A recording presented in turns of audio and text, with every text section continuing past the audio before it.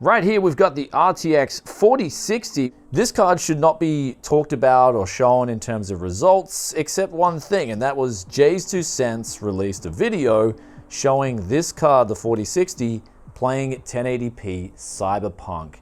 And so with that out in the public, that means the rest of the tech community can now talk about 1080p Cyberpunk with the RTX 4060.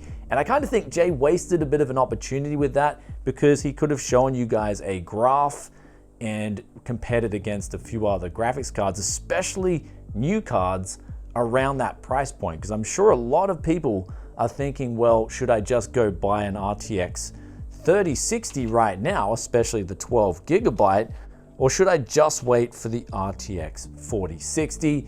What's the verdict going to be there? And at least with Cyberpunk, you are going to get a taste of what the differences are between these two cards. However, I thought I'd throw in my own special mix here at Tech Yes City, which is the Cheesecake Analogy. So let's get into those Cyberpunk results, and then also talk about the RTX 3060's Cheesecake versus the RTX 4060's. Never pay full price for Windows 10 or 11 again. With today's video sponsor, SCD Keys, you can get activated for as little as $15 using that coupon BFTYC. Links in the description below. Welcome back to Tech Yes City, and I feel the RTX 4060 review, we've got ours coming out very soon. We've got all the numbers here, but I feel like this review is going to be the most conflicting review ever in the space of tech reviews. And the reason being for that is because the 4060 is the first time, at least that I can remember in the history of gaming GPUs, where a 60 class series card has something that's inferior to the previous 60 class series card, and that is the VRAM. We've got here the 3060, which has 12 gigabytes of VRAM, and then we've got the 4060 having 8 gigabytes of VRAM. And also on top of that, we've got the 60 class series card not only being NVIDIA's best-selling class series card of all time, but also being the best-selling GPU series in the world compared to both AMD and Intel too, considering NVIDIA have the highest market share in the market.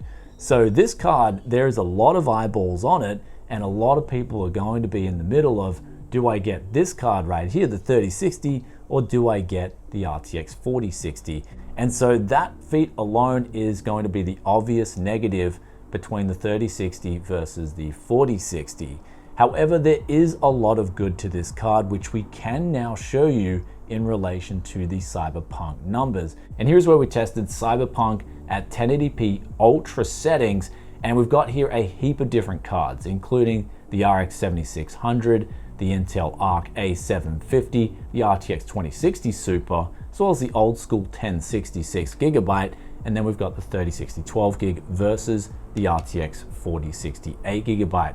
Now what we can see here is there is a performance uplift in the 4060 8GB numbers versus the 3060, and the 8GB of VRAM has played no problems here in causing any issues. And the good thing about putting the 1060 6GB results in here too is we can see if we come into any issues, not just in today's title, but also when we release the final review in about a day and a half's time on this GPU versus the other GPUs. So the 1060 6GB being there is not only for seeing if you've say got a 1060 and you want to upgrade, it's also going to show you if 6GB of VRAM is going to be a problem for some of these titles that we'll be showing you in the upcoming video. However, 1080p Cyberpunk ultra settings, we saw no problems here in terms of VRAM constraints, and the performance was quite sizable in terms of an uplift over the 3060. Though another important feature is power consumption, and here is where we've lined up the results of all these cards in Cyberpunk 1080p ultra settings in terms of what they're using, not just from the GPU directly, but also from the wall in conjunction with the testing that we did on a Ryzen 7 7800X3D. And here's where the RTX 4060 does do extremely well in terms of power efficiency. So those power consumption numbers are the default figures. In the upcoming review, we're going to be talking about tinkering with the card in both undervolting and overclocking scenarios, so do stay tuned for that. So I'm just doing the calculations here, 82 divided 69. We've got a 32% uplift in performance in Cyberpunk at 1080p ultra settings, which is kind of why I think now NVIDIA wanted to show you guys the 4060 Cyberpunk numbers pretty quickly, because that's actually a very big uplift in performance, and it's doing so with less power. So getting over 30% performance uplift in Cyberpunk, that's a big win for the 4060 over the 3060, considering it's coming in at $299, $30 cheaper than the $329 MSRP of the 3060 12GB. So on top of that, I also mix in finance with tech here at Tech Yes City, and we're seeing the inflation that's passed through in the past few years that actually is on the way down now, with money inflation actually coming into deflation. So prices going forward, the trajectory there is prices will come down, not just on GPUs, but pretty much every tech component that a single end user can use on a PC. So think CPUs, think cases, RAM, power supplies. As money gets tighter, and especially given the conditions with the amount of debt, not just per household in percentage terms, but also debt in general with interest rates, this is the highest debt strain that's ever been placed in the USD fiat currency's history, as well as other countries in the world like Australia and the UK. So all those things factored in means that GPU prices will continue to come down. That's just the finance side of me, all other things being equal, is telling me that I'll pass that information on to you guys. However, if you are in the market right now for a GPU, I would just wait a day and a half for this 4060 full-fledged review to come out. It's not long to wait. I wouldn't pull the trigger on a 3060 new. Of course, going to look for a used bargain, that's always on my mind. In fact, I will be looking in a few days' time for some used bargains here at Tech Yes City. But what I can sum up here is now the cheesecake analogy. Before you saw these results, I'm sure a lot of people were thinking 3060, 4060, they're both cheesecakes. Let's just picture this. This is something that Jay did not give you in his video. If we're looking at the 3060, people are automatically thinking, well, it's come down in price. We know how much cheesecake we're getting there. We know what it tastes like. The taste is pretty good, and we're getting 50% more. If we look at that VRAM, we're getting 50% more cheesecake than the upcoming 4060. But what people don't know about the 4060's cheesecake is that although you're getting less, it could taste a lot better. And so that's the question that was up in the air for a lot of people, especially before you maybe saw Jayztwocents' video with Cyberpunk. And so what I'm here to say is just wait.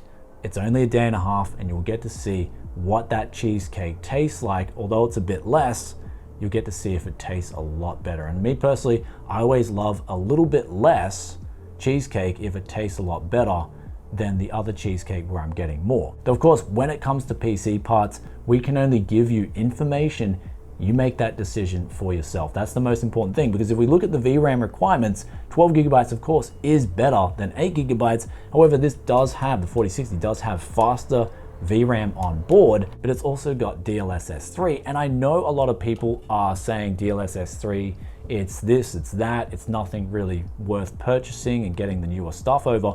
But Diablo 4 supports DLSS frame generation, and I've tried it in that game, of course, on the 4060 Ti, and it does do extremely well. It does give you a performance uplift, especially if you've got a higher refresh rate monitor, or even if you want to play 4K, believe it or not, on say a used OLED, you can extract a lot of money out of frame generation in that particular title. Ultimately, what we see with today's video is that you get better FPS, you get better efficiency, but you do get less VRAM. And I'm sure a lot of people who need the VRAM are going to know that they need it.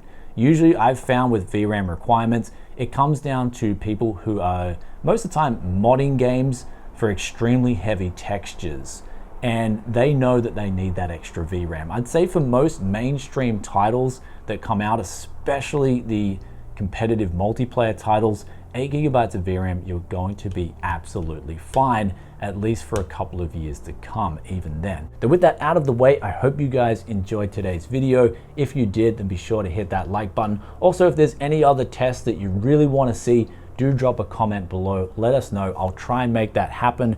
We've got a lot of cards here coming up in the mix. We'll also, of course, in the review, talk about the new market and the used market. big deciding factor for a lot of people. Though of course, with the used market, I get it. I know a lot of people don't like it. I love it personally. It's actually a big backbone here at Tech Yes City, but I can understand if people don't want to go for the used market. So that's where the RTX 4060, especially its price point, is going to come in as a very important card that's going to hit the market. Anyway, guys, do let us know in the comment section below your thoughts and opinions. Love reading them as always. And speaking of questions, we have here the question of the day, which comes from MS Herritz, and they ask, do you think you'd get any small uptick in performance using a full ATX A620 motherboard? And they're referring to our video that we did on the A620 motherboard, pairing it with the 7800X 3D.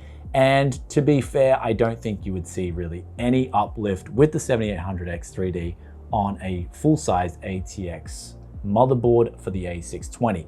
I think if maybe you had a better VRM, in the case of say like the ASRock Pro RS, and you've got a bit of tuning there, you may be able to get the 7950X working, but that might be the difference, which isn't due to the size of the motherboard, it's just due to the VRM implementation and perhaps certain BIOS settings. Hope that answers that question. And with that aside, if you guys have stayed this far and you're enjoying that Tech Yes content, then you know what to do. Hit that sub button and also hit the like button for us on the way out. And I'll see you next time. Peace out for now. Bye.